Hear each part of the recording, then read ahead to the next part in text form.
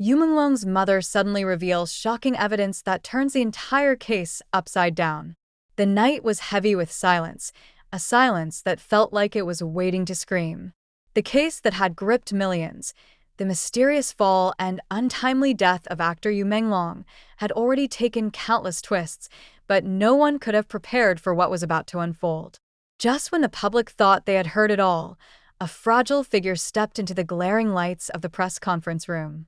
Her eyes were weary, but burning with something fierce, something that looked like truth.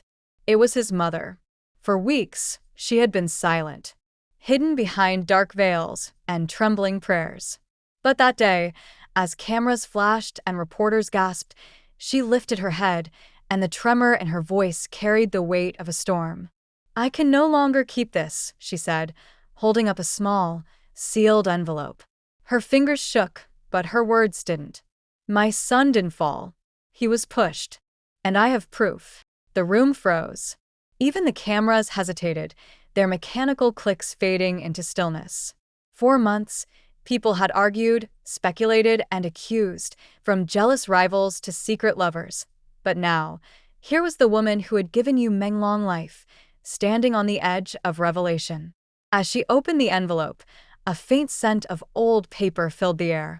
Inside were photographs, time-stamped messages, and a single flash drive, each piece whispering a different kind of horror. Her tears traced the same path the rain had taken down the windows that night he died.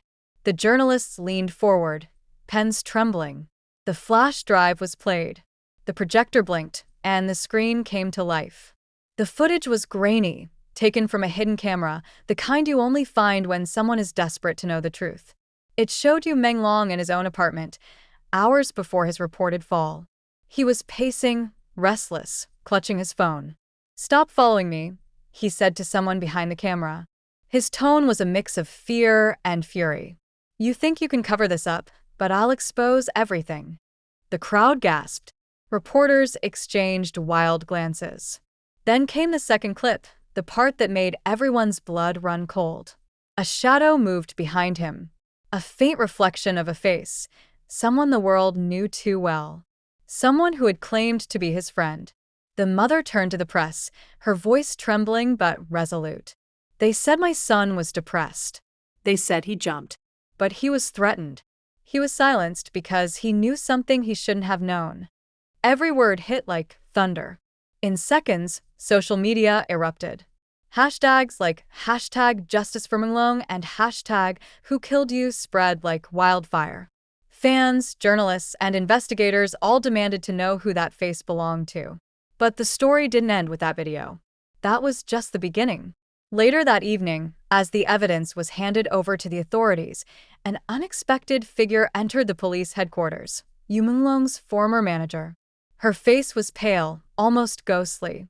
"I need protection," she whispered to the officers. "His mother is telling the truth. And I know who did it." Her confessions spilled like poisoned honey. She told of secret meetings, of forged messages that painted Menglong as unstable, of deleted footage from the night of his death. Every piece of her story matched what his mother had uncovered. But then came the twist that shattered the internet in minutes. She revealed that the suspect wasn't acting alone. There was an entire network behind it. Somewhere in the mix was a producer, a co-star, and a financial backer, all tied by a project that Menglong had refused to continue. A project that, according to the leaked files, was hiding something far darker than bad contracts or lost profits. It was a cover, a mask over an illegal operation involving exploitation, threats, and blackmail. The deeper investigators dug, the darker the shadows grew. Hidden accounts, secret messages, meetings that had been disguised as casual dinners. Every revelation felt like a cinematic climax. And the most unbelievable part, Menglong had known it all. He had tried to expose them before his death, but they made sure his voice was buried with him. His mother, sitting by the same window where she once watched her son leave for his shoots, now faced an avalanche of attention. Reporters camped outside her home. Fans lit candles across the city, holding up posters with his smiling face. "We will not let them silence him again," one of them shouted during a vigil. But amidst the storm, a quiet, haunting question lingered. Who exactly was behind the push? The evidence was clear. Someone had entered Menglong's apartment just moments before the fall. The footage captured faint movements, a partial reflection, a whispered voice saying, "It's done." Forensic experts enhanced the audio, and when they did, the world stopped breathing. The voice belonged to someone the audience had once adored. His co-star. The revelation sent shockwaves through the entertainment industry. The same actor who had once tearfully spoken about losing a brother during interviews was now facing scrutiny. Fans who had defended him began deleting their posts. Old photos resurfaced, handshakes that now looked suspicious, smiles that now seemed sinister. The mother, though fragile and heartbroken, stood firm.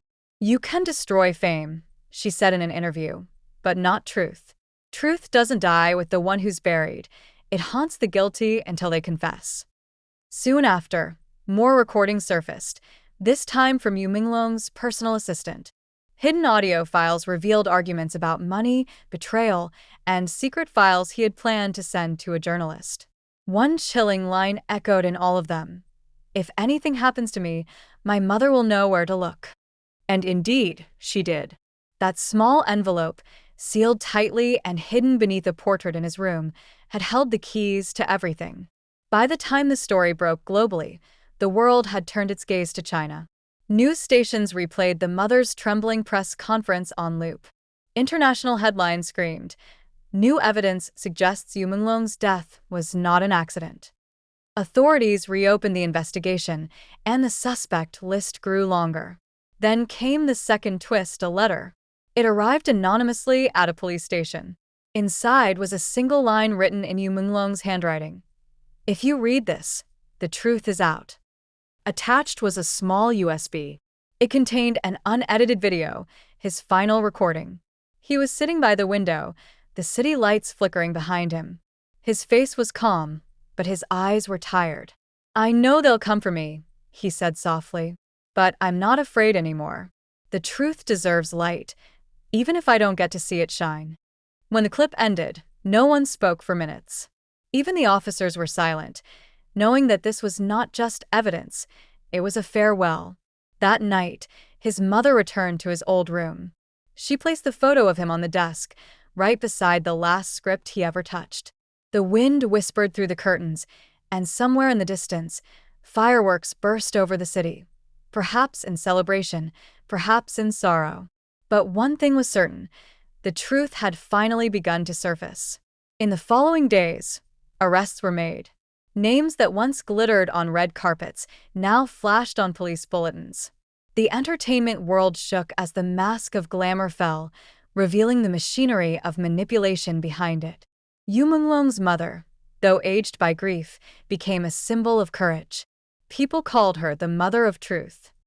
She didn't seek fame, she didn't want sympathy, she wanted justice.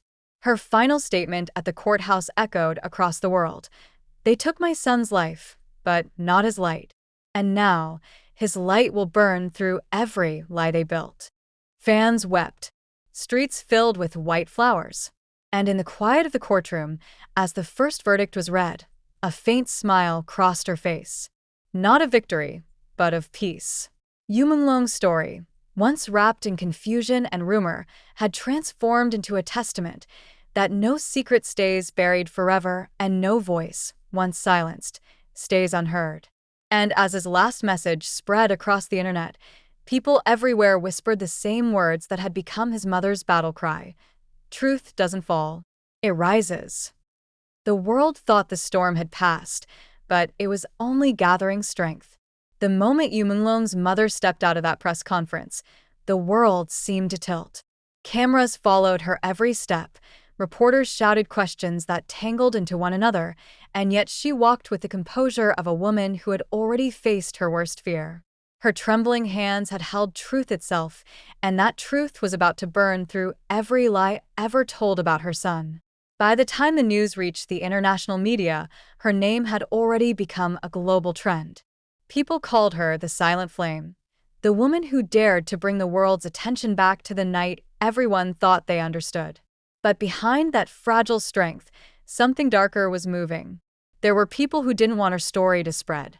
That night, as she returned home, a black car followed her quietly through the narrow streets of Beijing. She noticed its headlights only when she reached the final turn leading to her gate. Her driver grew tense. "Madam, should I?" he started, but she cut him off softly. "Don't stop. They can follow me if they want. I have nothing left to lose."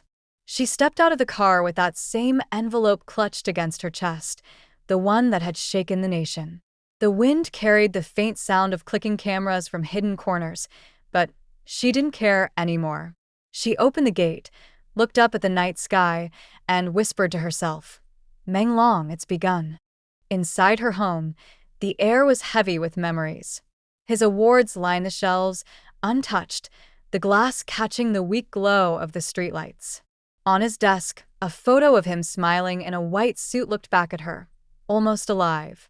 She sat before it and whispered, "They thought they could erase you, but your story is louder than their lies."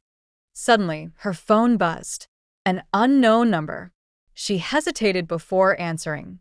"Madam Yu." A voice said, calm, low, male. "We need to talk. You're not safe." "Who is this?" she asked sharply. "I was there that night," the voice replied. "I saw who went into your son's apartment. But I can't speak over the phone. They're watching everything." The line went dead. Her pulse raced. For months she had begged for anyone, to speak up. Now, when she had finally torn open the truth itself was coming for her. She looked down at her trembling fingers. Was this a trap?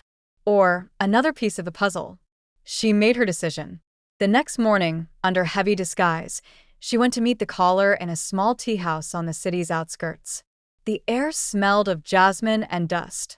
The man waiting for her wore a mask and a cap pulled low.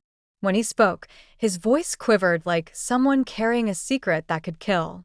"I was one of the building's maintenance staff," he confessed.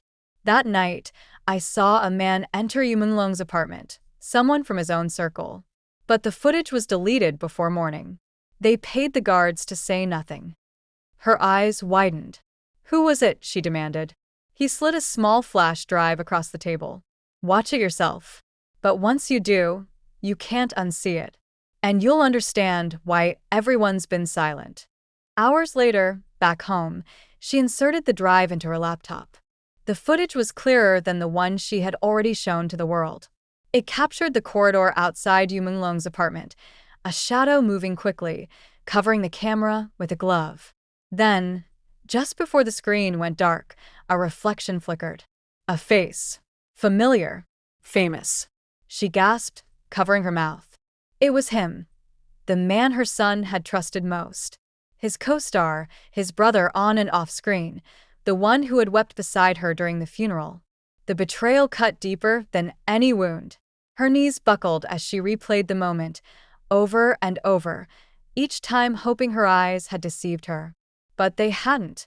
The next morning, she went back to the police. This time, she brought everything: the flash drive, the letters, the voice recordings. The investigators who had once brushed her off as a grieving mother now looked at her with awe and fear. The lead detective leaned forward. "Madam Yu," he said gravely, "if this is genuine, it changes everything." And it did. Within hours, news broke again.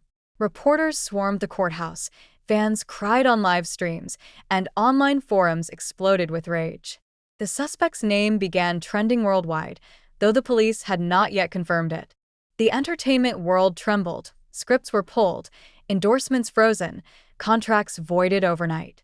Everyone was asking the same question: why would he do it? The answer came from a place no one expected. A journalist revealed that Menglong had uncovered financial corruption in their film project, millions of yuan being laundered through fake accounts. He had threatened to expose the truth. The co-star, tied to the same deals, had tried to silence him. But as the evidence piled up, the story took an even darker turn. The mother received a message from an anonymous account containing only one sentence: "You've only scratched the surface."